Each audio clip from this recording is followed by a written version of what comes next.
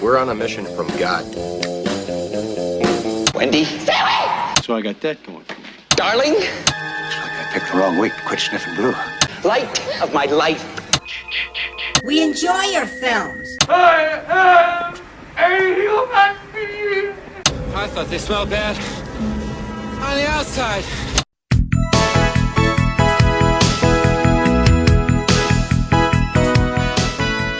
Welcome to Vintage Video, where we're rewatching the 80s so you don't have to. We'll be reviewing every major film release of the 1980s in real time, overanalyzing what you've seen and spoiling what you haven't. I'm Patrick O'Reilly. I'm Jessie Bayless. And I'm Richard Wells. And today marks the 40th anniversary of the release of The Visitor on November 21st, 1980. It was written by Luciano Comici and Robert Mundi from a story by Giulio Paradisi, credited as Michael J. Paradise, and Ovidio G. Assonitis, directed by Paradisi, credited as Michael J. Paradise, and released by American International Pictures. This will be our last American International picture. Well, they went out with a bang. They sure did, though we might hit some in our late 70s Patreon reviews. This is all of the making of notes I have for this film. Mae West died the day after this film was released, so she might have seen it. I doubt she spent her final hours I with hope this she film. did. Maybe this movie killed her. Oh, who's that? She's pretty. She's dead, Frank. We open this gorgeous Blu-ray transfer with the Draft House Films logo, which is already a good sign. A title reads, "The producer wishes to gratefully acknowledge," spelled without the C, acknowledge, A-K-N-O-W. Yeah. Mr. George Busby, governor of the state of Georgia, and Mr. Maynard Jackson, mayor of the city of Atlanta, for their helpful assistance, without which this film could never have been made.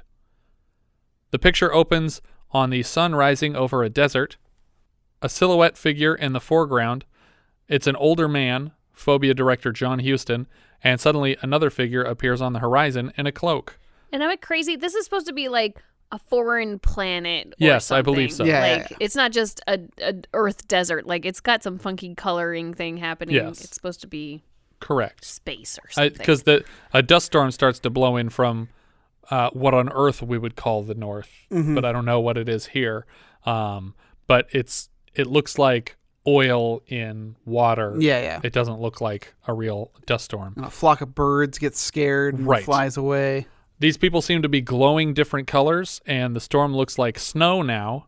The man looks Obi-Wan-ish, and suddenly the second figure's cloak is blown open enough to reveal the body of a young girl in a skirt, but her face is still obscured by the hood.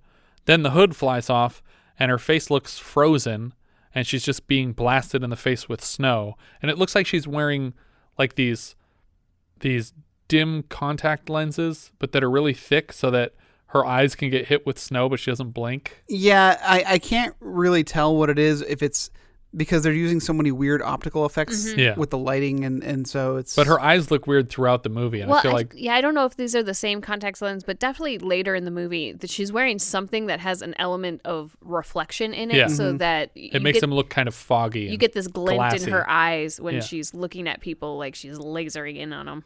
But her eyeballs look completely frozen in her head, and she starts to walk backwards through the raging storm and then just fades out. Like, she doesn't disappear into the snow. She just disappears. Mm-hmm. The old man walks forward across the flat plain, and we cut to an extreme close-up of blonde Jesus.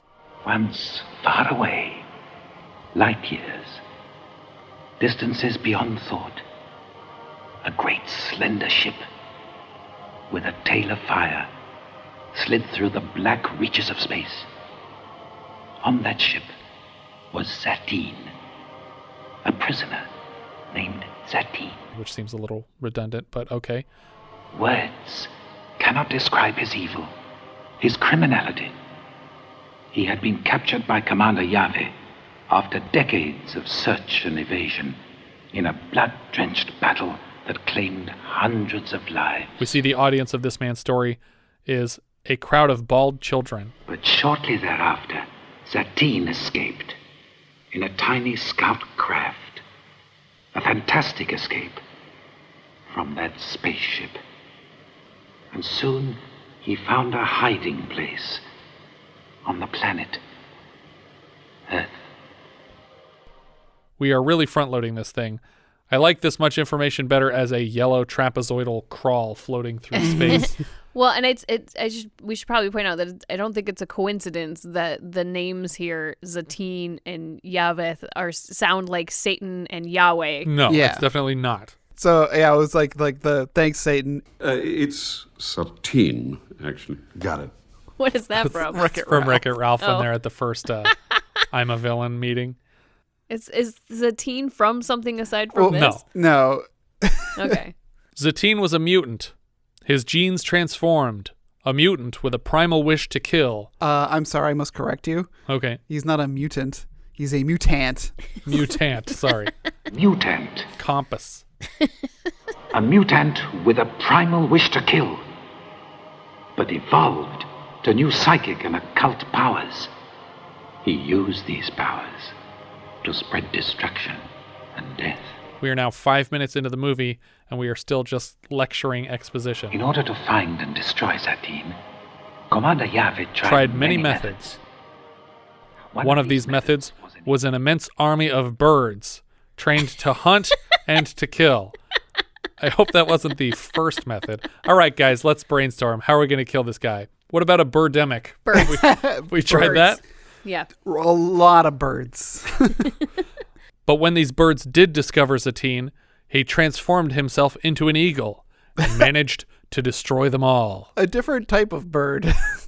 Yeah. Why not something that, like, destroys birds? Yeah. Just a big Well, cat. I think eagles do destroy birds. Yeah, but we don't know if he didn't. What if they were also eagles? Yeah, we don't know what kind of birds the first birds were. That's a good point. But I also like that canaries to kill Zatine. Or if they were all freaking emus. It's just like, holy crap! Yeah, that would be much worse. That would than be terrifying. 1,000 emus. But I do like that he says one of these methods was birds, and then it turns out that's the one that did it. Like, well, the others aren't worth mentioning. Yeah. When they turned into crabs, it didn't work. Yeah. Wait, what? But he says that he transformed into an eagle and managed to destroy them all. Well, hold on now. We just skipped over some important details. How did this one eagle destroy an entire army of birds? Except for 3, which survived and wounded him fatally in the brain. Cool, so he's taken care of then. We're all good.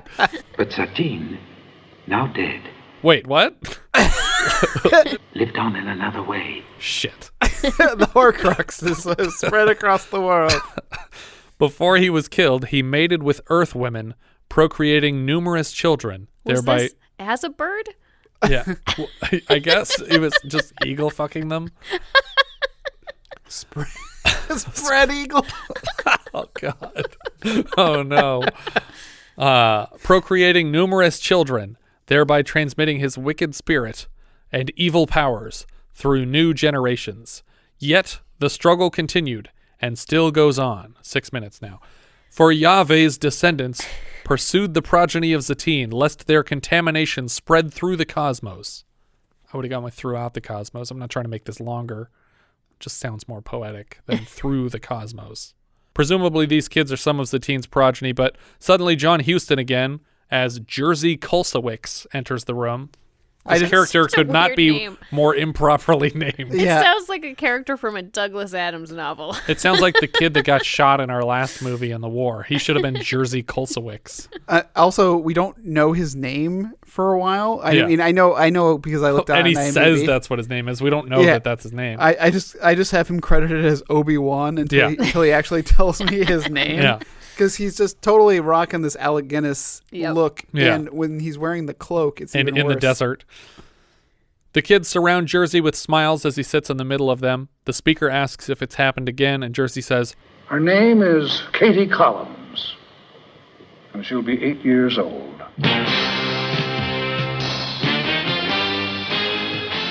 We cut to a skyscraper in Atlanta, Georgia. And the worst possible music transition. Oh, yeah.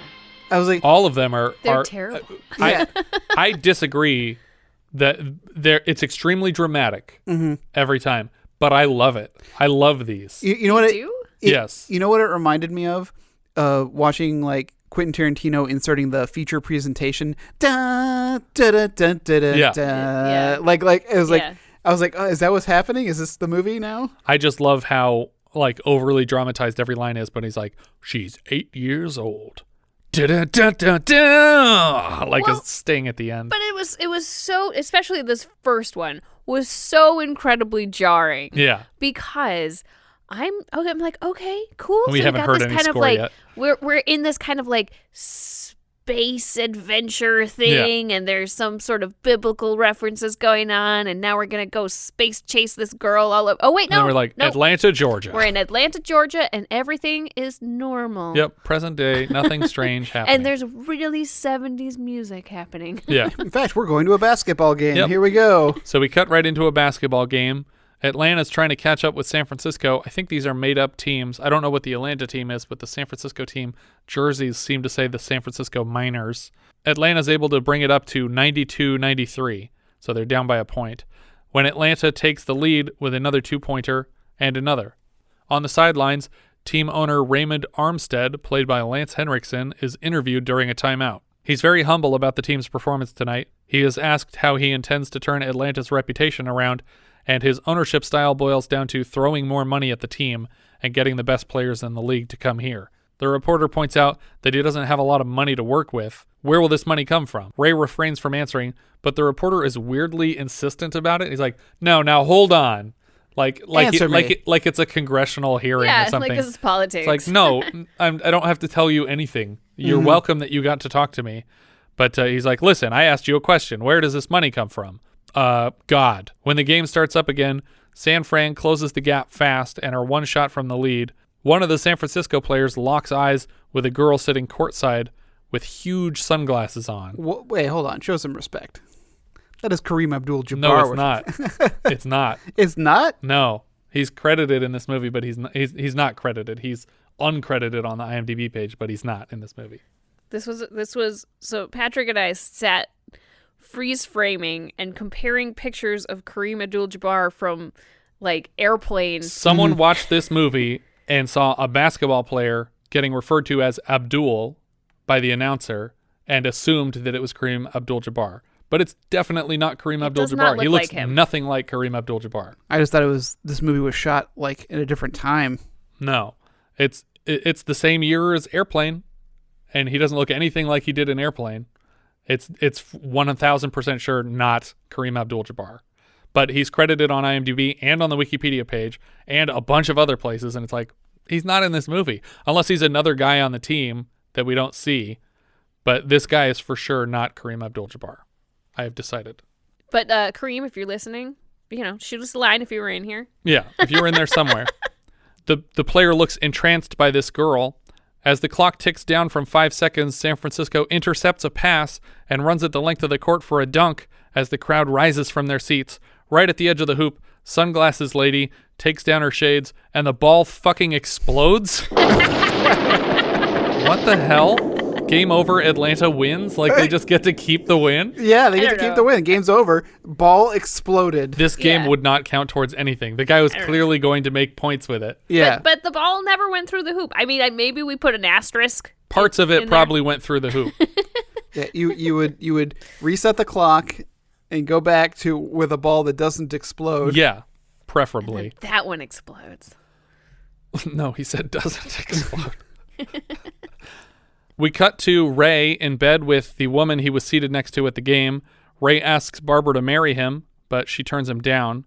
She tells him that she can't get her mind off of the ball that exploded. And he said, oh, you mean in the game or right here in my ball sack? And she's like, you're so funny. Which brings up some questions later, actually. Which explosion? The first explosion, 1 ball, or the second explosion, 2 balls? But he says, you should marry me. And she says, I've been divorced for 7.5 years, and I promised myself I would never remarry. She thinks there's something terribly wrong with her, and more specifically, that her daughter Katy is the problem. She is terrified of her daughter. A bird watches as Barbara arrives home. In the living room, she finds her daughter playing video games, or rather, watching video games not be played. Yeah. There's like a projector system, and Pong is just being played unopposed on the wall because her babysitter has fallen asleep. Yeah, her babysitter looks dead. Yes. She's telling her pet bird Squeaky about her upcoming birthday party, but weirdly ends the speech with the bird by saying, "It was right for now to kill this other babysitter." She releases the bird, which flies and screeches directly into Barbara's face.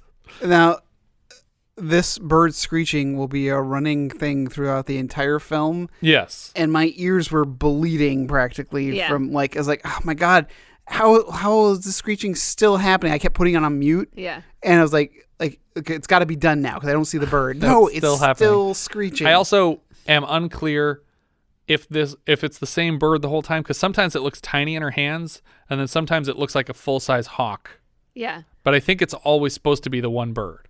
I think it is. Well, and okay, so you would presume that this is an eagle, but it's definitely not an eagle. It's not an eagle. It's like a falcon almost, and it's like a juvenile falcon. Well, we spent too long. After we were done comparing freeze frames of Kareem Abdul-Jabbar, we spent like 45 minutes researching birds that are native to the Atlanta area. Which it didn't have to be in this movie. But we were looking up hawks that had the same markings on it, and I think it was what did we come? A red-tailed hawk? No, a broad-winged hawk, or a Cooper's hawk. It was one of those. Cooper's hawk. That sounds right. Cooper's Huckabee. That's right. Man, now I want to get a hawk and name him that. No, you don't. No, not after all this screeching. Oh, well, and I thought for sure that this was going to pay off as maybe this is one of the 3 birds that survived. When are we going to come back to the 3 that survived? Don't worry about them. I want to know more about the 3. They wounded him fatally. Are they the the 3 wise men? I mean, what is this biblical reference that I'm not getting? They are the good feathers. As long as I can remember. I always wanted to be a good feather. Katy rips on her mother's absentee parenting. She rotates the chair beside her to reveal this sleeping babysitter that just looks dead, and threatens to kill her next time. "You don't love me, Mother, and I know it. You leave me alone too much. That's not fair." She tells her mom that she could solve this problem with a baby brother to watch over her. What? I don't know how a baby brother would fix that. She would just have to take care of a child while she was lonely. We see Jerzy walking down the jet bridge of a plane in America somewhere. He tells a customs agent that it's his first time in America in a regular American accent. And he's got a Polish passport? Yeah. He says he's just visiting, and he nods to a man who notices him there to meet him. Oh, sorry. I need to come back to this airport scene. Yes. Because it's clear that he doesn't need airports to get where he's going. No, he just came down from space. Like, and he went through customs. I was like, why are you at an airport? Did he beam down onto a plane? Maybe not. I don't know what the deserts of Poland look like. There's a reason you don't know what the deserts of Poland look like. Because they don't exist. In a gift shop, Barbara's friend, I guess it's her sister, notices a bejeweled bird toy that says, "I'm a pretty bird." She suggests that Barbara buy it for Katy, but Barbara's like, that thing gives me the scary creeps. I just like that phrasing. And I agree. Yeah. How it just says it over. How do you make it stop? Yeah, it sounds like the kid that bought Petey in Dumb and Dumber. Yeah. Her sister buys it anyway after the salesperson latches onto Katy's name and agrees that Katy will love it. Well, nice for Katy.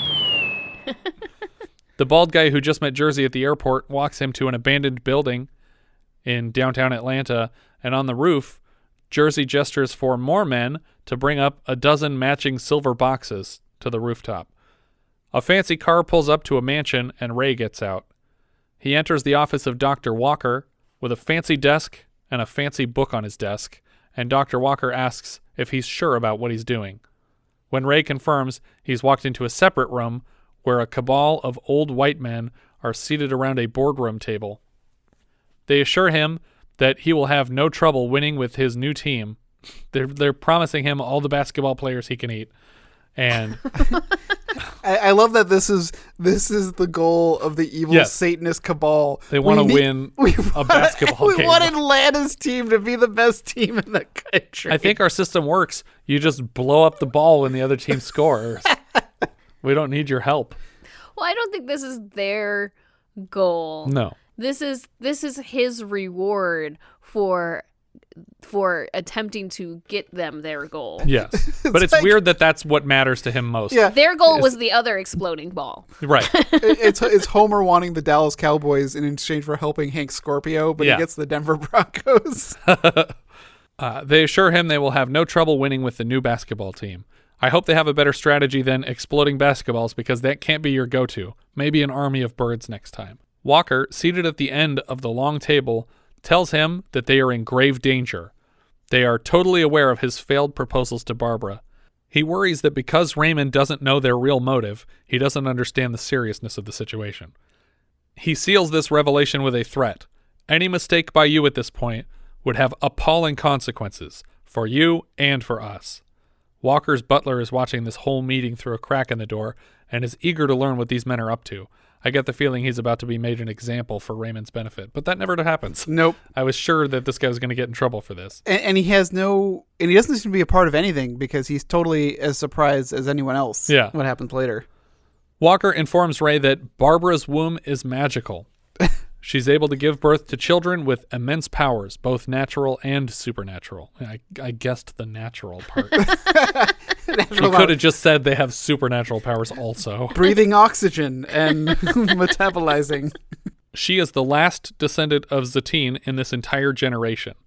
You'd think they'd be more careful about letting that bloodline dwindle if it's so important, but I guess not. Well, also, if she's a descendant of Zatine, why isn't she evil and powerful? Why is it just her kid that's evil and powerful? I got the impression that she was a first generation, that she had had sex with Zatine. No, because if she inherited the womb genetically, then she would have to be a daughter of Zatine. Yeah. So maybe the powers don't show up until the third generation, and her dad was Zatine. Or they only show up when you're 8. Maybe. They go And away she when hasn't you're been older. eaten yet. She was only evil when she was a kiddo. Maybe. She's obviously not their last hope, though, because presumably Katy has inherited this magical womb. They tell him that they think he will succeed, but it must be soon. Barbara must have a son, a brother for Katy. We cut to Katy's 8th birthday party. Squeaky, her bird, stands on a wireframe bird sculpture, and Katy asks if it's enjoying the party. Suddenly, Jerzy appears behind the bird, and Katy looks panicked for just a moment, and then she's back in birthday mode. Wrapped gifts are rolled out for Katy. Jerzy peeks out of the shadows as she starts unwrapping her gifts, and she gets to the talking bird toy from Aunt Susan. It's no longer a talking bird toy, but a loaded handgun. She grabs it out of the box and runs to her mother before tossing the gun on a table, where it goes off, shooting her mother in the spine. As her mom collapses to the floor, Katy just sort of shrugs like, whoopsie. This was so unexpected. Yes. Just definitely not where I thought this movie was going. We cut to her mother's POV as she's rolled through a hospital on a gurney to an operating room. Yeah, and that was also unexpected. I was expecting this to cut back her funeral? the real life, because that clearly was a fantasy scene, just like the basketball exploding, but all these things are actually happening. Yeah. We see her getting x-rays, and Dr. Walker is behind the protective glass with the x-ray tech. There seemed to be an awful lot of x-rays of her skull. Yeah, and considering she was shot in the spine. Well, not even just the spine, but like the lower back spine. Yeah. You see where the blood is on her. Mm-hmm. And it's like, why are there so many pictures, x-rays of her head? Yeah, that's odd. An Atlanta police car pulls up to Barbara's home, and the cops start to just peek into the windows of the home instead of knocking on the door. One of them spies on Katy in the living room, and suddenly she sends Squeaky screeching up to the window, and then it boomerangs back to her.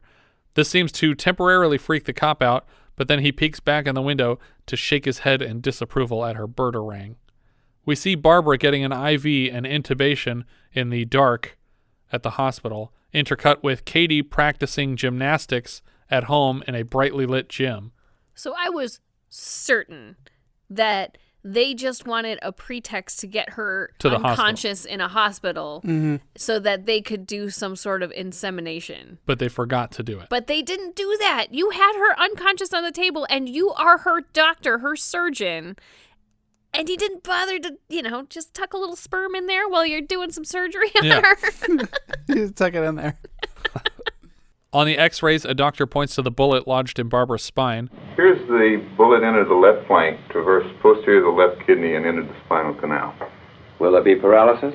I'm afraid so. Meanwhile, Katy is rocking the uneven bars in her gymnastics class. We see Barbara grabbing a hanging bar to lift herself up in bed.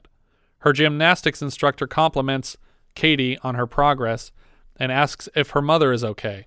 Well, my mother didn't die, but she just won't be able to walk anymore. And then she just struts off smiling. Ray meets Barbara to take her home from the hospital. Katy practices using her mother's new automatic chair for getting up and down the stairs. I have to say that Barbara is taking this all like a champ. She's very chipper. Yes. I would just be devastated. Yeah. Ray and Barbara enter and everybody hugs. They help Barbara into the stair chair, and Barbara tells Katy that they'll be seeing a lot more of Ray, and Katy's excited to learn that they'll be a family finally. Which I thought meant that they were already married. Yes, or would soon. Yeah. At the Atlanta Police Headquarters, they interrogate the salesperson who sold the bird, I guess assuming that it might have transformed into a gun after he gift wrapped it, or he gave them the wrong box on purpose. Then they speak with Aunt Susan, who says the bird was gift wrapped at the store and she hadn't opened it since. Back at the house, a woman enters the building with an enormous bird cage and creeps around looking for people who live here, but never calls out to anyone. She's just silently walking around the house. While she's under the stairs, Barbara starts to come down on her chair, and the woman introduces herself as the new housekeeper from the agency, Jane Phillips, played by Shelley Winters. This agency seems to do it all. Yeah. They have babysitters, they have housekeepers. All kinds of jobs. Jane successfully guesses Barbara's zodiac sign, Libra, from her design choices around the home. Jane tells Barbara she hates to work for Virgos because they're maniacal about neatness. Apparently, Jane doesn't intend to tidy up so much, I guess. She continues her horoscope rant by claiming that Capricorns are simply the worst. Suddenly, Katy enters. I'm a Capricorn. Jesus was a Capricorn. The worst. Is that true? Was he actually born on the 25th? No, but that's the date that they use. And that's the line from Life of Brian. It's like, what star sign is he? Capricorn. Oh, what are they like? It's like, he is our Messiah, the Son of God, King of the Jews. And that's Capricorn, is it? 1 in every 12 people is the King of the Jews. Or 13? How many zodiac signs are there? Well, technically there's 13 now, but they still just acknowledge the 12. Because it has to do with where the sun travel, what constellations the sun, and the sun ecliptic has moved as the constellations. And so what's the new one? I don't know it offhand, but Scrappy-Doo. But yeah, the ecliptic now crosses through a new. Interesting. Back on Jersey's mysterious rooftop experiment, we see a big white screen and the shadow of hands caressing it from the other side. And then we cut back to the house. Katy finds the giant bird cage, and I am confused to learn that this isn't a welcoming gift to go with their bird-centric decor, but rather just a hobby of Jane's that she intends to take up permanent residence in their home. Like, guess what? This shelf is for my bird cage now that I brought. But they're also... with all my fake birds They're in it. not real birds. Not real birds. She brought in a giant bird cage of fake birds just to hang out with. Just to take up space in this home. See, that's why I'm thinking maybe the original flock of birds was like a bunch of canaries, because these are tiny little songbirds, you know? Katy warns her that Squeaky will destroy the fake birds in this cage. Jane and Katy already hate each other.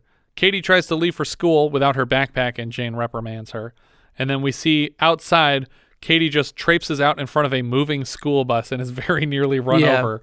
But she hops aboard. A cop notices her get on the bus at home and then follows her the entire way to school to where all the kids are getting off the bus.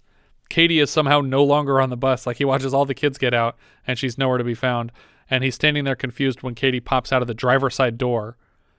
He asks if there's anything that she'd like to say to him, as if there might be a confession that she wants to make. And she says, yeah, go fuck yourself.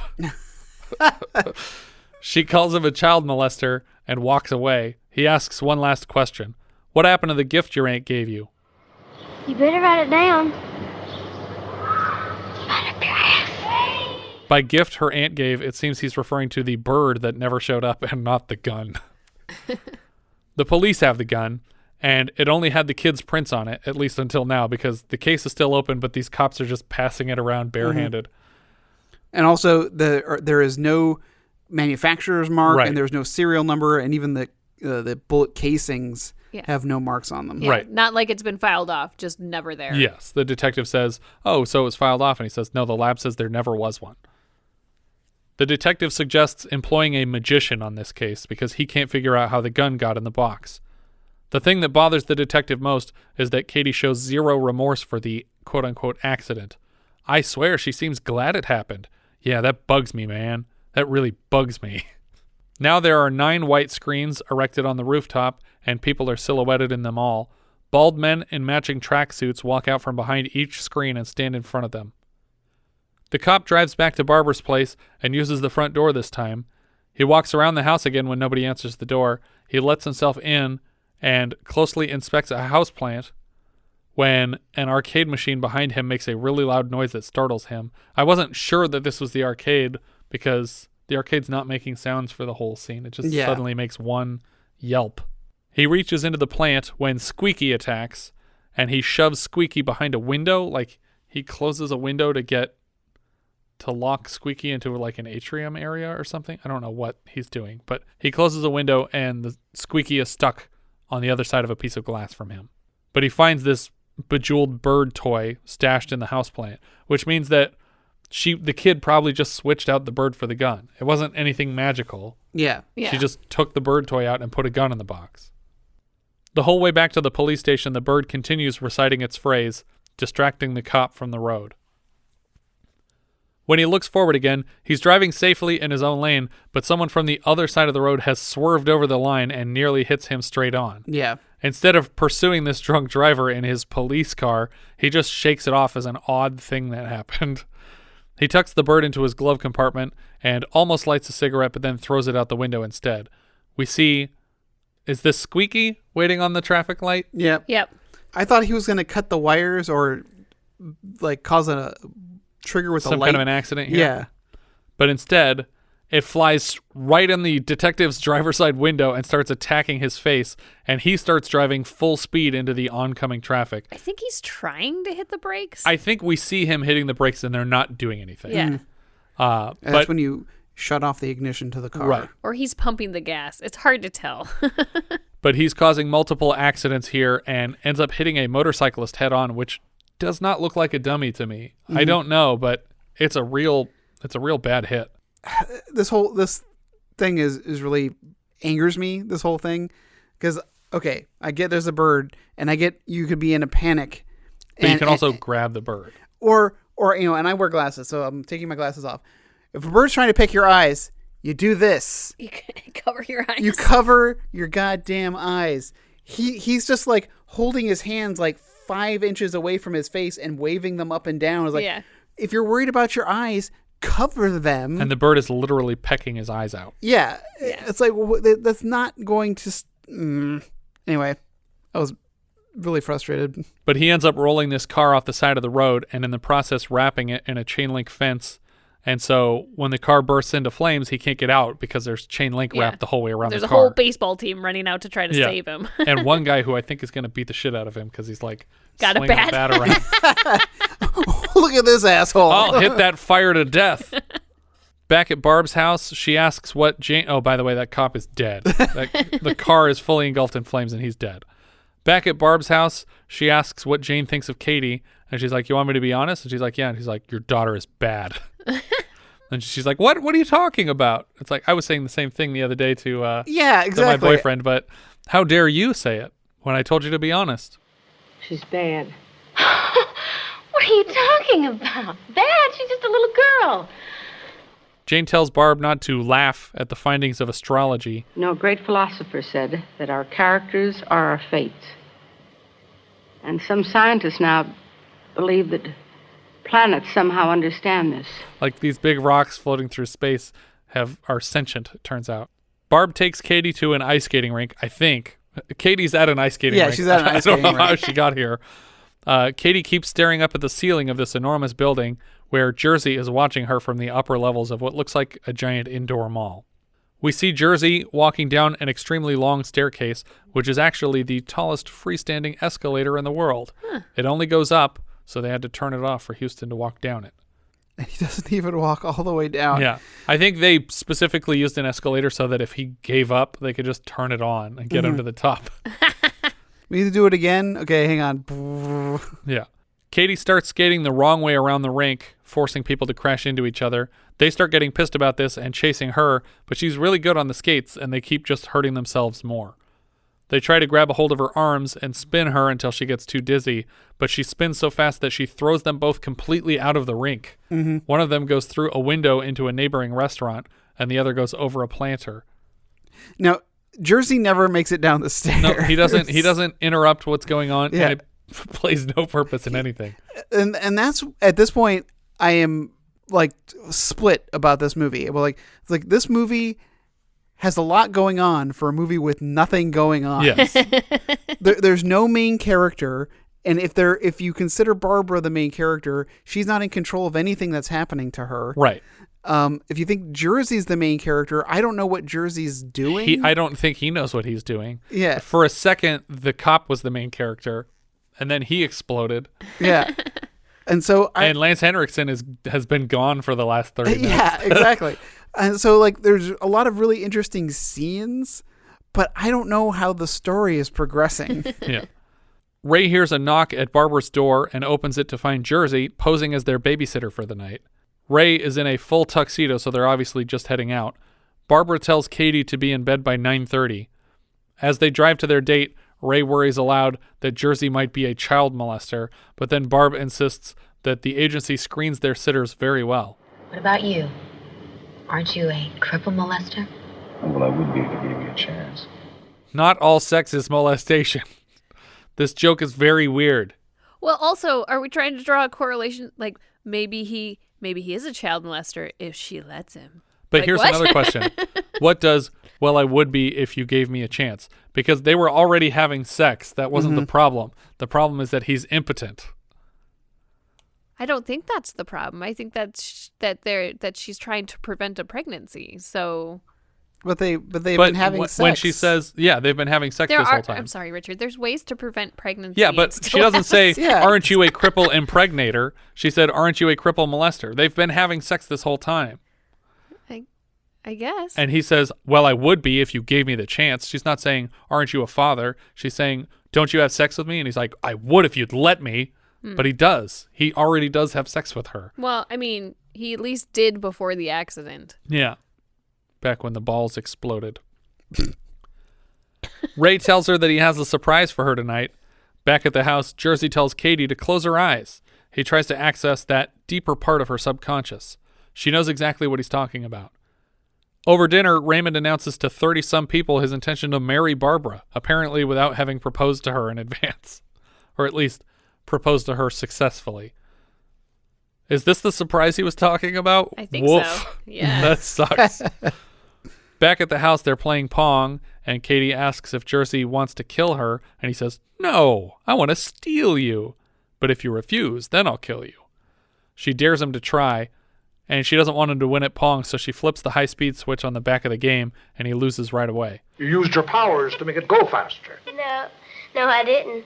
I used the switch. She's like, no, I just flipped the switch. It's like talking to your grandparents. Yeah, exactly. It's like, you How did you make that little box glow? This is your monitor. I just turned it on. Back at the weird building where they're having dinner, Barbara tries to escape when Ray intercepts her. She's obviously furious about what he said without consulting her. She says that she would be happy to grow old alone, but Ray insists that he'll be there with her every step of the way. Well, yeah, that's what he says afterwards. It's like, you can't get anywhere. If you can't, just walk. It's like, yeah. Whoa. Yeah. I was like, okay, now he's revealing that he's the bad guy. Yeah, and then to seem nicer, he's like, you know it's only going to get harder. Yeah, nobody's going to want a cripple, right? Yeah. And then she's captivated by his charm. Yeah. Barbara rolls in to find Jerzy resting on the couch. He says Katy went to bed right on time and that he's owed $15. I like this idea that Jerzy, a man from space, yeah, needs the $15. I really need this money. He's not from the agency. The man from space who killed a babysitter on his way here needs $15. Barbara finds a note from Katy. Mommy, you have to marry Raymond. You have to marry him. I don't want you to be all alone in this house anymore. You're selfish, Mommy. I love you very much. Katy. One of these sentences does not fit this note at all. What is selfish about wanting to be alone? We see Katy creeping up on her mother's bedroom at night while Barbara is cleaning her face. The phone rings, and suddenly Katy lunges over her mother with the phone, scaring the shit out of her and me. My God, what are you doing here? Call for you, Mommy. When she hears it's Ray on the phone, she tells him to put a brother in her mom right away. Whoa. She's like, don't talk to my boyfriend like that. That's gross. And she's like, whatever, paint my mom's uterus. He tells her that he has to head to San Francisco in the morning, and he wants her to say goodbye to him at the airport. Fuck you, dude. She's paralyzed. Come here for a goodbye. Like, I want you to go get in a car and go to the airport and meet me and say goodbye to me. After I've Fuck pissed you. you off. It's like the most inconvenient thing to ask. A paralyzed. I wouldn't ask this to Michael Phelps. I wouldn't ask this to a multiple gold medal winning Olympian. But he's asking a paralyzed woman to make time to visit him at an airport. Ray goes to meet with the 12 old men at the long table again. Dr. Walker's butler enters and starts to pour everyone drinks, but Walker gives him other silent instructions that never pay off at all. Ray asks for one more chance, and Walker refuses. Now, a more efficient method has been chosen. Why wasn't this first? Why didn't you do this a long time ago? This was You had important. the woman in surgery. Like, I thought we were going drastic before. Yeah. Like, why didn't we just take care of this? I assumed here that the more efficient method meant that somebody from this stonecutter group was just going to rape her. Yeah. But well, I don't know that didn't happen. That's true. Walker meets Barbara at the airport where she intended to see Raymond off, but the plane already left. So in addition to telling her to meet him at the airport, he also gave her the wrong time like an asshole. Barb has lost Katy somewhere in this airport, and Walker helps find her. Katy seems to know which people are on her side of this bizarre plot, and so she's very nice to them and agrees with everything they say. When Walker tells her to convince her mother to come to his house, she agrees right away, but Barb says, no, I'm too tired. Who driving car? Barbara driving car. How can that be? What? We cut to Barbara driving home from the airport. Yeah. Her legs don't work. There's nothing on the steering wheel to control the gas or the brake. The car breaks down, and Katy watches out the back window as two animated headlights blink at them. Suddenly, the car behind them is made of headlights. There are literally 27 headlights on this thing. I counted them. Are there? I feel like they're trying to do a Close Encounters thing. Yes, for sure. Yeah. But I really feel like it's just a box truck with a bunch of lights on it. Yep. Yeah. The car swerves around them at the last second, and she picks up her car phone. Yeah. It's just a phone that she had. Like they just gave her a kitchen phone, and she picks that up from the center console and reports their location in a stalled car on Route 28, 15 miles from Interstate 85. The same truck that just swerved around them backs up in front of them, and now Barbara starts freaking out. A man walks around the side of the truck and stares at her car. I think this is Dr. Walker, but we can't really tell. We just see the silhouette of a man standing next to the truck. See, and what I thought this was going to be, I agree that it is supposed to be Dr. Walker, but what I thought was going to happen later on was she was going to see like a silhouette of Jerzy and then get like a misidentity thing. Like, it's like, oh, you're the guy who kidnapped me. And it's like, no, I'm trying to help you, but it doesn't happen. The truck lowers a ramp down to the road and blasts bright lights through their windshield. A team of men file out to collect Barbara. I thought they'd take the whole car to cover their tracks, but they just take Barbara, so the ramp seems completely unnecessary now. Barbara rolls her mother's wheelchair up to the guy standing beside the truck. We see another surgery taking place, but it's unclear what they're doing exactly. Two options are implanting seed in her uterus, which I think they could do without this much surgery. Well, but the problem with that is they literally need it to be her DNA. So unless they've previously, in the last surgery, harvested some eggs, I don't know. If she's producing eggs, they could just put sperm into her. Yeah, that does not require surgery. Right. That's what I'm saying. It doesn't seem like what they're trying to do. I don't know what they're doing. Yeah. Unless you're saying they created a test tube baby, and but that's what I'm saying. Is implanting that I thought that's what you meant? One of the two options were. No. Because I'm like, it has to be her DNA. Yeah, so they can't just put any random embryo in her. Yeah, the options are either they're just putting sperm into her, or what I think would make more sense, because these people clearly have like technology that we don't have, would be to take her uterus out completely, a full hysterectomy, and then make babies with the uterus on its own. Don't even bother this woman. Well, but we know that that's not what happened. Right. Later we will find out that that's not what happened. They don't have a disembodied uterus just spitting out babies somewhere. The tow truck arrives and finds mother and daughter back in the car. The wheelchair is now out in the street in front of their car, but the tow truck drivers are very freaked out about it. They don't understand what's happening here. They move to help what they think is a drunk woman in a car with a kid, and Katy tells them that her mom isn't feeling well. We cut to Jersey's rooftop, where it looks like they've built a runway facing the city skyline in the distance. Lights fill the runway, and it flashes into the night sky. I don't know what's happening with any of these rooftop scenes. Yeah.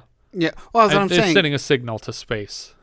But that's what I'm saying. Like, if Jerzy is the main character, or if he's who I'm supposed to be rooting for, I don't know enough about what he's doing. Yeah. Like, and he sure seems to be taking his sweet time. Yeah, he's taking action, but I don't understand these actions. Yeah. I think it's just supposed to be weird looking. The lights go out again, and Jerzy turns around. Back at Barb's house, we see Jane come out of an upstairs bedroom to find Barbara racing around downstairs in her wheelchair, looking lost and scared. She moves for the door just as it opens, and Jerzy steps in. He says he's here to help. He tells her that her recent confusion and discomfort has all been broadcast into her brain by aliens from another time. He tells her that she's pregnant, and she recoils in horror, and a loud screech from another source plays over her backing away from Jerzy. I don't know if this is supposed to be the bird again. It's just a weird sound. Upstairs, Jane listens in and covers her mouth in shock. Jerzy tells her this second child must never be born, and he disappears. Like, they don't even bother to have him fade out this time. They literally just cut to her and then cut back, and he's not where he was standing. We intercut Barb freaking out with her daughter in gymnastics again. There's nowhere for Barb to go. Jane tries to get her attention, but Barbara just rolls herself out the door and presumably into traffic or something, but Jane doesn't seem concerned enough to follow her. Barbara got into her car and drove to the hospital without incident somehow. She couldn't even maneuver her way around the living room, and she somehow made it the whole way to the hospital where her ex-husband works. She meets with her pediatrician ex-husband, Sam, and he pushes her into his office for a conversation. She tells him that he's the only one that she can trust, and then she has a breakdown. These people are watching me. There are evil people doing things to me. At home, Katy asks Jane where her old whipping boy is, meaning mother, and Jane slaps her hard across the face and tells her to refer to her mother as mother. Apparently, Shelley Winters was actually slapping this kid for this scene. Oh, God. And she said that she specifically signs up for jobs where she can slap children. What? She did say that. Whether or not she was joking, I don't know. Are you crazy? Where is she? Katy pretends to be polite for a second, but then starts cursing again quickly, and Jane is at her throat. Suddenly, Squeaky is screeching over the whole altercation. She admits that she had a monster child herself, and she knows how to deal with them. Eventually, she tells Katy that her mother left an hour ago with an elderly gentleman, but that's not what happened. She just went crazy and rolled out of the house alone. And the elderly gentleman just disappeared. He just vanished. Barbara asks her ex-husband to perform an abortion on her, and he agrees. This ex-husband, by the way, is director Sam Peckinpah, the director of The Ballad of Cable Hogue earlier this year. And it, I mean... Or not this year, but 1970 for our Patreon review. I mean, I know a pediatrician or, a doctor can do an abortion. But he's not a gynecologist. Yeah, it just seems like... I know she just is going to someone that she trusts, but I would say could you recommend a doctor who could perform an abortion versus... No. You look it up and do it. I want to be your first abortion. Katy runs full speed across town to interrupt the abortion of her hellspawn sibling. When she gets to not the hospital, she goes to a different building. I thought she was going to bust in and stop them from performing the abortion, but she goes to the building where they set up the rooftop runway. And the whole building's empty. Suddenly she finds Jerzy with some of his accomplices, and she starts following Jerzy around the city. They move down a back alley where Jerzy pops into a hot dog stand to hide with the vendor in the back. It's like, shh, just one hot dog. Don't say anything. Just give me the hot dogs. Katy starts to loosen the bolts of the fire escape above it with her mind, and then drops the entire fire escape, crushing the hot dog stand, probably killing that other vendor, but narrowly missing Jerzy, who's just hiding back against the wall in the back of it. He ducks into what looks like an adult theater, but when Katy follows him inside, the lights come up and it's a hall of mirrors. She slams her fists on a handful of the mirrors when she can't find the real Jerzy, and shatters the rest of them with her mind. But the mirrors are I guess they just didn't want to use any kind of breakaway glass or something for her, because there's a clear plexiglass over the divider between her and the mirrors, and it seems like a lot of times she has to really slam the thing hard for. I'm not even confident she's ever breaking them. I think true. They're just being triggered to break when she bangs on the window in front of them. Barbara rolls herself into her home, seemingly post-abortion. She's kind of out of it a little bit, and she gets startled by a snapping sound in the house when suddenly the lights go out. She gasps in the darkness, and the hawk attacks her. She guards her face with her hands, but they're completely covered in blood. She rolls into a bedroom and slams the door behind her, but the hawk grabs a hold of the handle and tries to work its way into the room. Yeah, but we all know that raptors can open doors. Yeah. That's true. They're learning. After a moment, it gives up, and Barb watches in horror as the door handle slowly tips, and then Jane bursts into the room with a dead bird in one hand. She literally just killed this bird. Yep. And she's like, "Don't worry, I won't let anything happen to you." And immediately, Katy is shoving Barbara's chair from behind, screaming, and they do a full lap around the living room before crashing this chair into an aquarium or something. I don't know if I think it was just some kind of water feature. But it's really weird because it's all bubbly. Yeah. And at first I thought the implication was that whatever this was boiling water that she was getting smashed through. Oh, no. Because it had all these bubbles in it, but she just crashes her through a water feature in the living room. Yeah.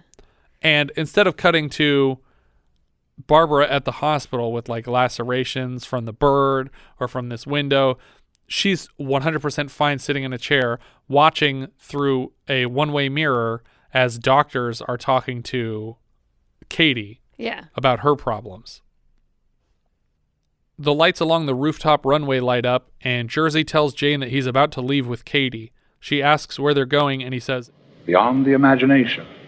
She wants to come along, but he says, "No, it's just me and kids. This is a place that I go with kids. Nobody comes with me, and it's beyond your imagination." She's like, "Well, I'm kind of a kid." Yeah. You're 65. I don't understand who Jane is. I'm assuming she works for the agency. I am assuming that she was also the mother of one of these evil children. Yeah. Right, but she seems like she's in on this, right? Yeah. With Jerzy. But she's not, because she's really confused when Jerzy comes in and disappears earlier. And I don't know if she is that confused. I think she's confused at his strategy for whatever he's doing with Barbara. I mean, aside from killing a bird, she's not particularly helpful here. Yeah. But yeah, so these doctors are treating Katy, and Katy knows her mom is on the other side of this window and promises to be good if she can only leave this place. Back on Jerzy's rooftop miniature, we repeat the shot of him inspecting the runway and it lighting up from earlier. This time, when he throws his hands up at the climax of this light show, the lights turn green in sync with him, and we see his silhouette projected on the floor of this runway. Orbs begin to descend from the sky one at a time until 8 of them collect on the runway, and we cut back to Barbara's place. She's packing a bag and hears a faint beeping. It's the video games again. When she approaches the TV set, Katy is there playing Pong, even though she was left at the hospital with doctors. For some reason, Barb approaches her daughter instead of locking herself in a room to call the police, because this is terrifying. When Katy spins around, she has a monster face with light bulbs in it because there's light shining out of cracks in her face. She straddles her mom on the chair and begins choking her. When the chair tips, she drags her mother by the hair through the house and then up the stairs by her legs. Ray watches from upstairs, and Katy kicks her mom in the face at the top of the stairs so that she rolls the whole way back down. I guess we're done trying to implant anything into this lady. Jerzy watches the orbs over the rooftop collide and explode. Katy sends her mom's bloodied body back up the stairs in the automatic chair, where Ray wraps her neck in a garrote wire, and he says, You ruined everything. You refused intervention. Katy starts the chair going back down the stairs, hanging her mom with the garrote wire, but Ray, for some reason, gives it enough slack for her to reach the whole way to the bottom of the stairs. I mean, it's still lacerating her neck, but it looked like they were trying to kill her. Yeah. And now I don't know what they're doing. A nebulous blue cloud of birds forms over Jerzy's runway. Ray tries to tighten the garrote wire again until a storm and earthquake strike the house. Bright lights shine in all the windows, and Katy's hair is hanging down in front of her face, but the static charge in the air makes it float out in all directions around her. I thought that looked really cool, that shot. An army of birds flood into the room. One clips the garrote wire, freeing Barbara. The rest surround Katy like she's Professor Screw Eyes from We're Back. The birds fly in a tight spiral around her. What looks like a wooden bird, or maybe a metal one, chases Ray around the house for a while, and then eventually it extends a stabbing rod from its beak and just jams it right into his throat. The birds swarm over Katy like she was abusing one of them in Hyrule. Jerzy enters to comfort Barbara, and Dr. Walker's butler finds him dead and gross at his desk. The other 11 men around the long table are all also dead and, like, rotting. I don't know what happened to these men. Jerzy goes to visit the man who read us our opening monologue and presents him with a bald-headed Katy as a new disciple. He tells the man that he never intended to kill the girl, just the evil part of her. The end. Director and story were provided by Giulio Paradisi. He was the second AD on Fellini's 8.5. He also appears as an actor in small parts for 8.5 and La Dolce Vita. He actually has very few credits on IMDb for some reason. Writer Luciano Comici, this was his only feature film credit, mostly TV and one video game, though he did write 3 episodes of Walker, Texas Ranger. All right. Which I believe. Writer Robert Mundi also wrote Chattanooga Choo Choo in 84 and Rough Magic in 95. The story was by Ovidio G. Assonitis. He directed another great horror movie called Beyond the Door in 1974. Have you ever seen that? No. It's another Exorcist type movie, but it's very good. He also did Tentacles, a killer octopus movie, and he was uncredited for directing Piranha 2: The Spawning because he and Miller Drake took over after Roger Corman fired James Cameron off the film. Mel Ferrer played Dr. Walker. He was Arthur in Knights of the Round Table in 1954, the year he married Audrey Hepburn. He was Paul Bertholet in Lily, and he was Benson Thacker in The World, the Flesh, and the Devil. Glenn Ford played Detective Jake Durham. He's Johnny Farrell in Gilda. He was Tom Corbett in The Courtship of Eddie's Father, and Pa Kent in Superman. That's the Christopher Reeve Superman. Yeah, so it's interesting that the previous movie we had Susanna York who played Superman's real biological mother. Right. And now this guy opposite plays Marlon Brando. Yeah, and this guy is playing the adopted father. Yeah. Lance Henriksen was Raymond Armstead. He's Frank Black from Millennium and X-Files. He's Bishop in Aliens. He played Wayland in Alien vs. Predator. He's Jesse Hooker in Near Dark, but he's probably best known for playing the Mushroom King in the Super Mario Brothers film. Love those plumbers. John Huston played Jerzy Colsowicz. He was the lawgiver in the Battle for the Planet of the Apes. He was Noah Cross in Chinatown, Ned Turner in Tentacles, a voice in The Black Cauldron, and the lead in The Other Side of the Wind, the Netflix Orson Welles title. He's also a prolific director with titles like The Maltese Falcon, Asphalt Jungle, African Queen, Moby Dick, The 67 Casino Royale, Fat City, The Life and Times of Judge Roy Bean, and Phobia this year. He also has Victory next year and Annie the year after that. Joanne Nail played Barbara Collins. She took over the role of Jugs from Raquel Welch for the Mother Jugs and Speed TV show, and we'll see her next as Ricky in Full Moon High. Sam Peckinpah played Dr. Sam Collins. He's acted a couple times, like Charlie in Invasion of the Body Snatchers and a hangman in a deleted scene from our recent Heaven's Gate. He's better known for directing titles like The Wild Bunch, The Ballad of Cable Hogue, Straw Dogs, The Getaway, Pat Garrett and Billy the Kid, and Bring Me the Head of Alfredo Garcia. Shelley Winters played Jane Phillips. She was Ruby in Alfie. She's Belle Rosen in The Poseidon Adventure, Mommy and Cleopatra Jones. She's Faye Lipinski in Next Stop Greenwich Village, Tilly Turner, wife of Huston's character in Tentacles from the same writer, and Nana Mary in Roseanne. Yeah, so yeah, she is the great Yes, she's Roseanne's grandmother. Roseanne's grandmother, great-grandmother of the children. But I also love her as the matriarch of the Gauguin family from Pete's Dragon. Oh, okay.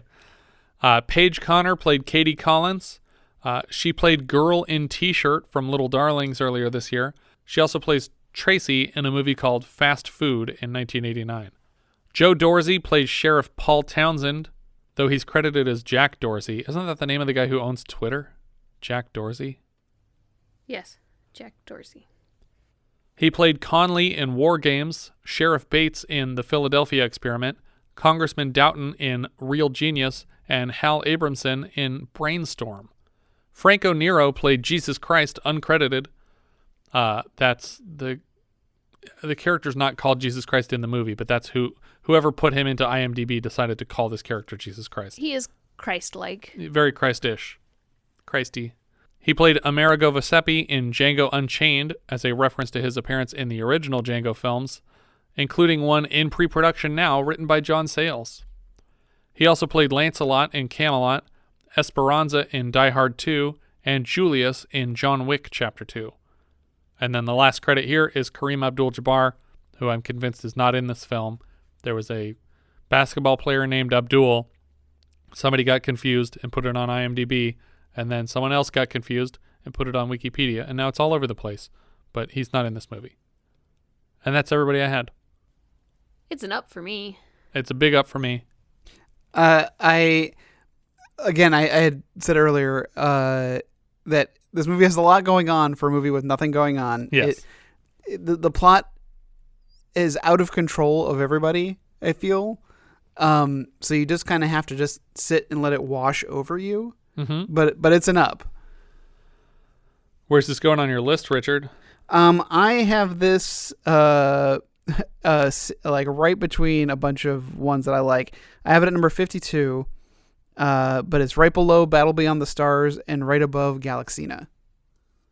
All right, that's actually higher than I thought you'd have it, but I had a feeling you would like this one just because there's so many batshit crazy things that happen. Jess, where you got it? So I think I have it unusually high because it's just so crazy, and I'd watch it again for its craziness. I have it at number 30. Okay. It's below Mad Max and above The Fog for me. Okay. I have it at 21. It's just under Where the Buffalo Roam and just above Caddyshack. I just moved it.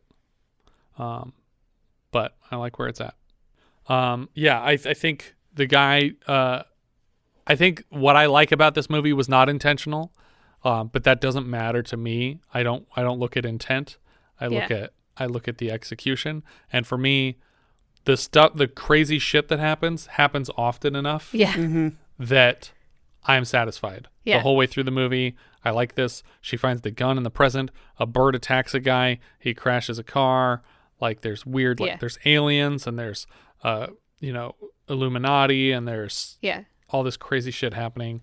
And ice skating murders. Yes. Yeah, I feel like it's got to be high on the list just because anybody I want to say, hey, you want to see a movie? Yes. Be like, watch this movie with me. Yeah, this is a movie that I would not be embarrassed to show someone. No.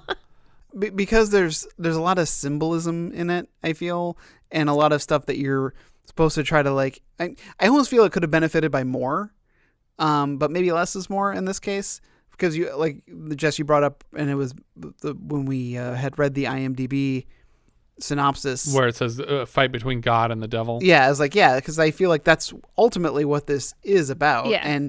And perhaps even like adding to the lore of Christianity is like, like God, Yahweh, and Satan. No, that's not their real names. Those are the bastardized names that have been because it was really these two aliens who came to Earth. Well, I love it. And so are the birds angels then? It's like we took Scientology and Christianity, just kind of smashed them together and made a movie. Yeah. It's about, inhabited bodies and stuff like that. But because Satine is supposed to be dead, like, I don't feel like we have a representation of him in this movie. I suppose it's supposed to be her, but the IMDb page I feel like is wrong because they're saying that the devil and God are fighting, but I'm like, but he's not here. He's not fighting this fight. Yeah. Another thing that's weird is that they don't give us what the deadline is for this kid being born. Right. It seems like they act like, urgent. oh, it needs to happen right away, but we don't know what is the indicator for what needs to happen. Yeah. Other than apparently they're going to just start rotting all of a sudden, but she could still have a kid at the end of this movie. And why are they going after Katy now? Yeah. Yeah.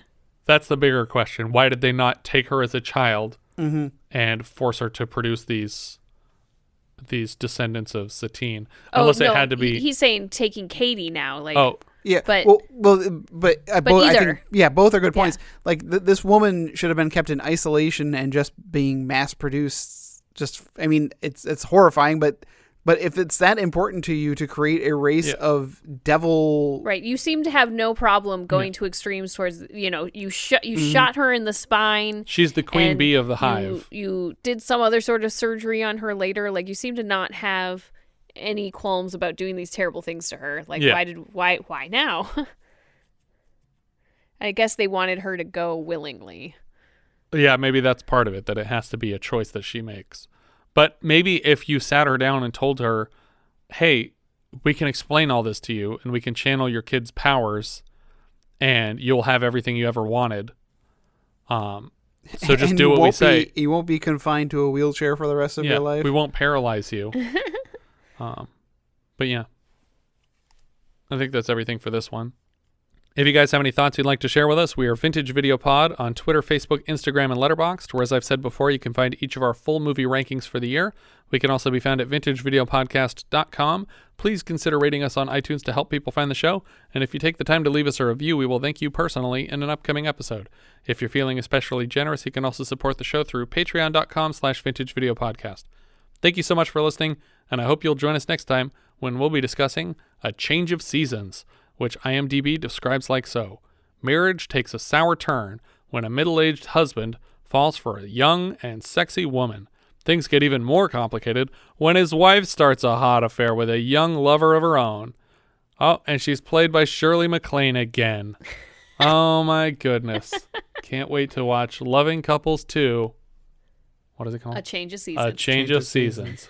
We leave you now with the trailer.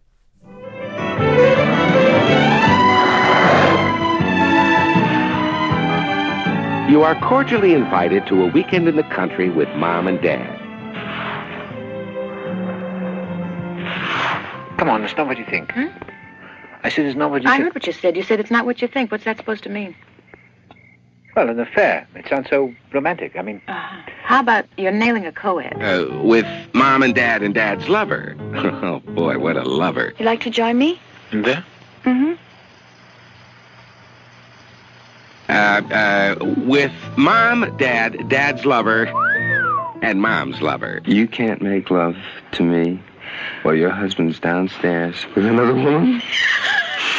With Mom, Dad's lover, Mom's lover, and their daughter. How could you do this to me? Hey, what's it got to do with you, huh? You and Miss Honeydew? Mom and the Sundance Kid? How can I possibly talk about my personal problems when you two are more screwed up than I've ever been? Join us for a romp in the country with Mom, Dad's lover, Mom's lover, their daughter, and the daughter's lover. I'm never going to be able to explain that to my parents. I mean, your parents are separated, sure. That they're separated and living together, okay. That your mother's lover is practically my age, maybe. But that your father's girlfriend lets her father watch the show? Oh, my, I can't believe it's a weekend with Mom, Dad's lover, Mom's lover, their daughter, the daughter's lover, and Dad's lover's dad. It seems to me that you're cheating openly on your wife and that she's doing the housekeeping for you and my daughter and your daughter's lover. Sounds confusing? No. Sure. No. Yes. Yeah, sure. Yes. Yeah. What did you say? Hold it. No. Oh, no? Well, All right. You gotta be kidding. Certainly not. It's as natural as a change of seasons. yeah. Shirley MacLaine, Anthony Hopkins, Bo Derek. A change of seasons.